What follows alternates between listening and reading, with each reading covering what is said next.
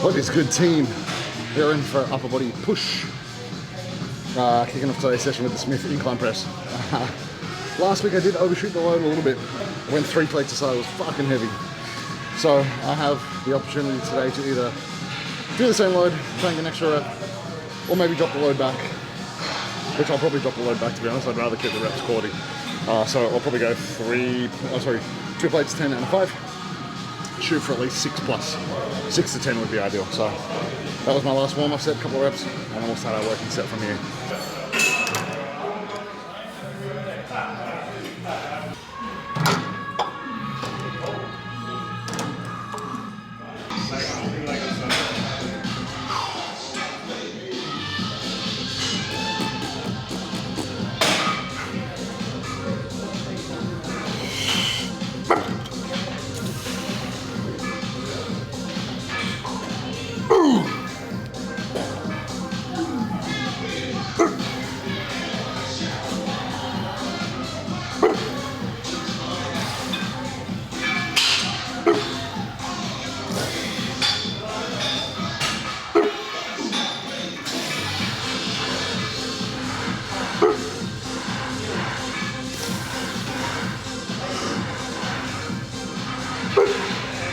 I want you guys, come on, like, let's go.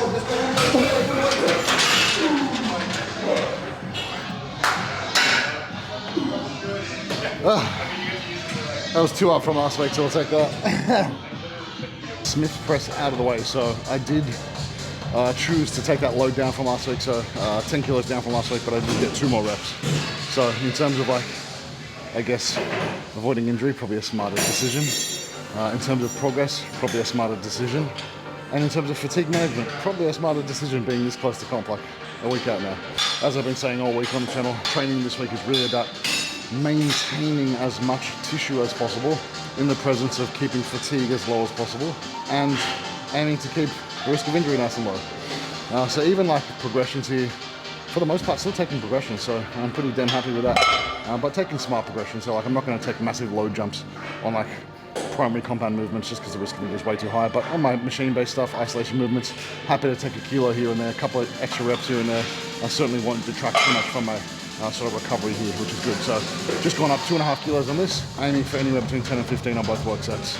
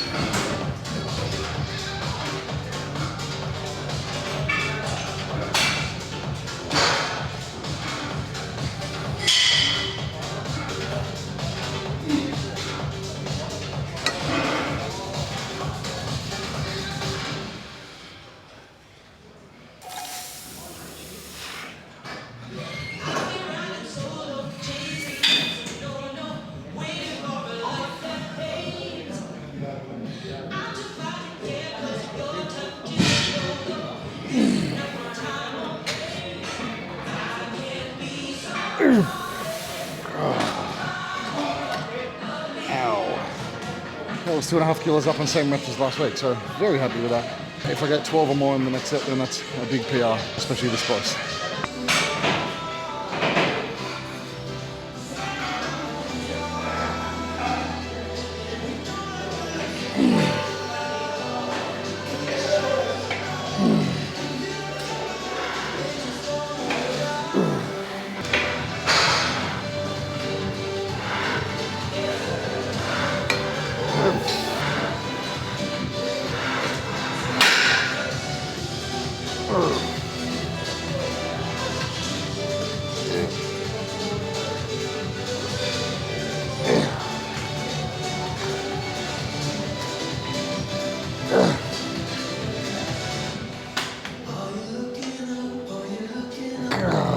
All right, 2 sets of flies done.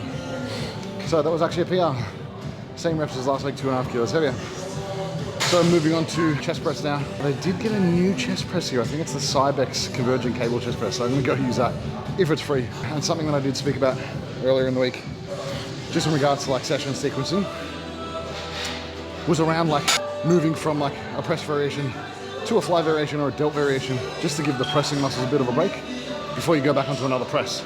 Like I'll be able to go onto my next press now. Pecs will obviously be pretty fatigued, but it was an opportunity to give the triceps a bit of a break as well. I do have triceps after here, so I might, depending on equipment availability, I might even do triceps first, to be honest, just because it's free now. And I'll go on to my last press. So I've got like 1 set of the JM press, which was very good last week.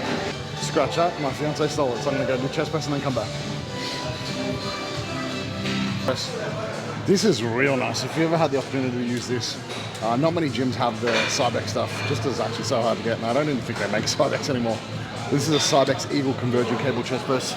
Really, really nice. Big, nasty stretch in the bottom, and it converges at the top, so you really get to take that chest to a full range of motion, to its full contractile range, which I think is really important for overall chest development.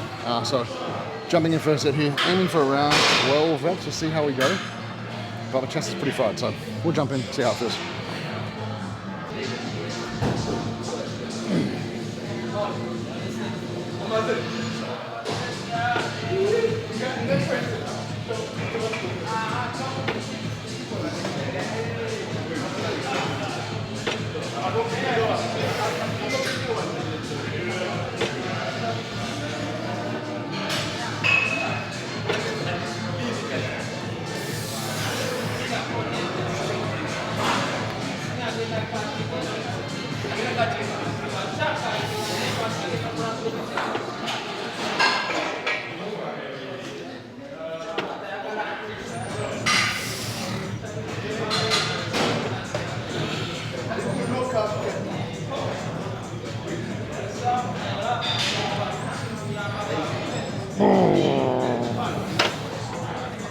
Oh yes, that was nice.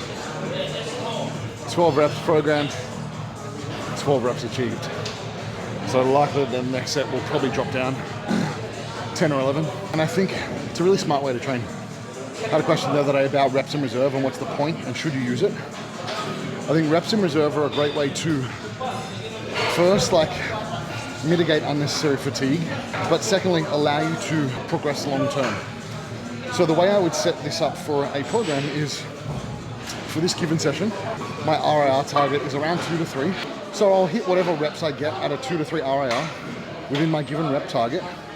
And then my objective for my second and potentially third set, if I have one, is to just go to fail, like as in as many reps as I can get for the given RIR. So I'll just stop once I get to about 2 to 3 reps in reserve. If that's below my rep target, if it's above my rep target, it doesn't really matter too much. As long as that first set you've kind of got like a proxy in terms of how close you need to be getting to failure. And then that gives you the ability to make decisions on what you need to do long term for progression, whether you add load, whether you add reps, whether you add another set, or whether you keep things constant and just continue to progress in some fashion from there.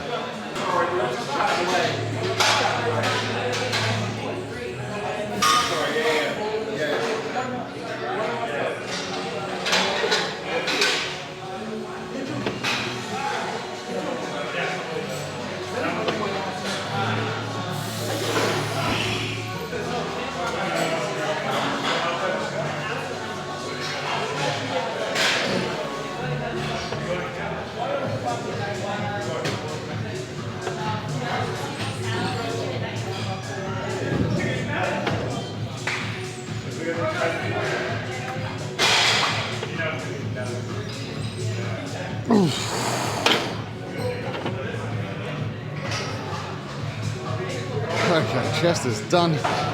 On to some triceps. So see if we can get a Smith machine. It's supposed to be Smith machine JM press, but if I can't get a Smith, I'll probably just do a straight bar press down. Pretty similar movement pattern. Before we go on to some tricep isolation stuff, I believe we've got some single arm, like overhead archer extensions, and some single arm push downs. All right, chest out of the way. Tricep isolations to roll in. Couldn't get a Smith machine, so I'll do that last. Certainly not a bad idea anyway. Just means that load exposure will be less, probably a little bit less relaxing on the elbows too, which is nice. Jumping into this overhead, over the shoulder tricep extension, 2 sets, 10 to 15 reps. Really love this exercise. Deep stretch in the lengthened position, and really fucks your triceps up. So jump into this first. JM press if we get it next, and then we'll finish on some lateral delts, some single arm calf raises.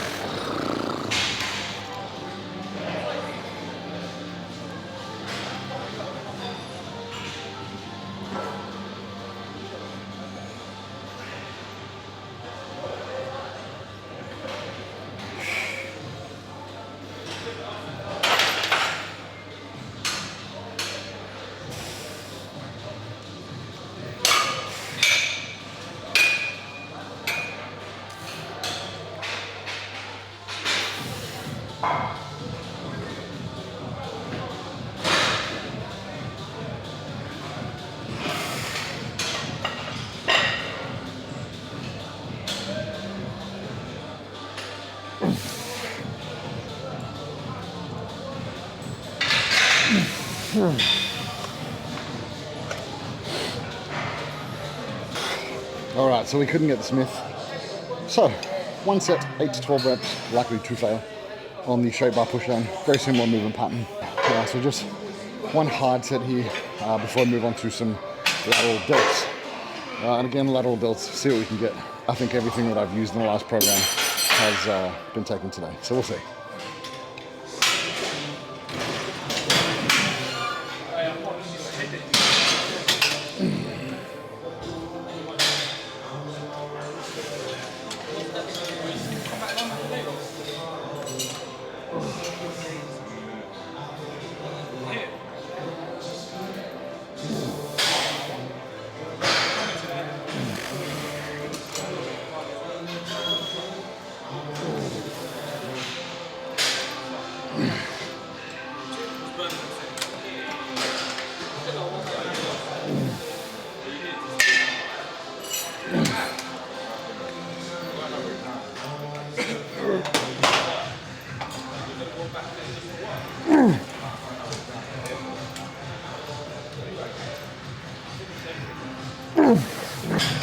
Alright, so to wrap up this push session on lateral delts. This is a single arm cable lateral delt like crossbody raises. I didn't bring my cuffs today, there's no cuffs in the gym, so a little hack for you guys. And I get like pushback on this all the time. People are like, oh, why do you use cuffs?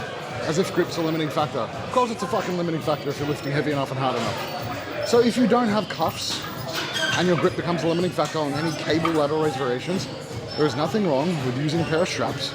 So the grip is not the limiting factor and you can train your delts close to fail without your hands giving out.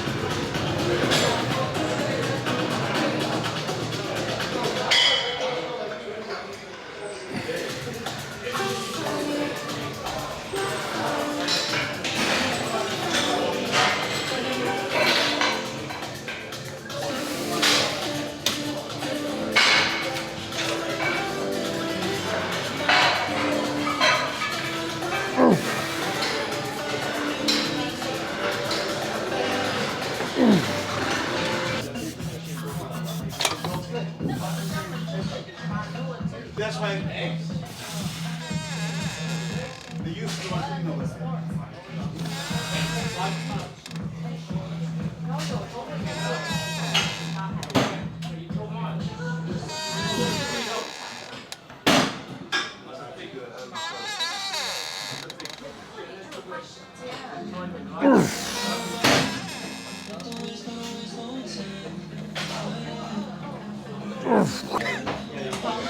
Calves done to wrap up this push session. And that is us done and dusted. One more session this week. Hams, delts, arms tomorrow. And then I've got a massage, which I'm very excited about. So, as always guys, make sure you like, comment, share, and most importantly subscribe to the channel. And I'll see you in here tomorrow for hands, arms, delts.